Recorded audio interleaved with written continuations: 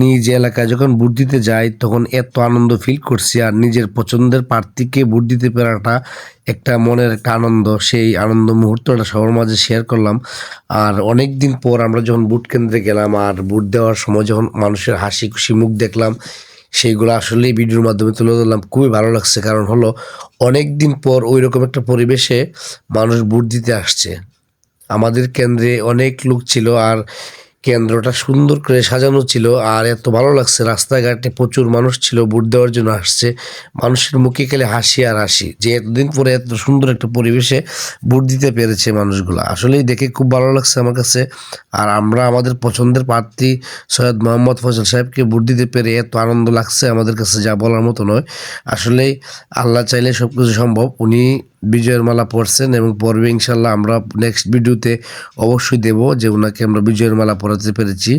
আল্লাহর রহমতে ওনাকে সুস্থতা দান করুক, আয়াত দান করুক, যাতে উনি মানুষের পাশে থেকে কাজ করে যেতে পারে। যাই হোক, সব মিলিয়ে ভালো লাগছে আজকের এই নির্বাচনী ভোট কেন্দ্রে যাওয়াটা। অসাধারণ ছিল সবগুলো মিলিয়ে। যাই হোক, সবাই দোয়া করবেন আমার জন্য, সুন্দর সুন্দর ব্লগ আপনাদেরকে যেন উপহার দিতে পারি।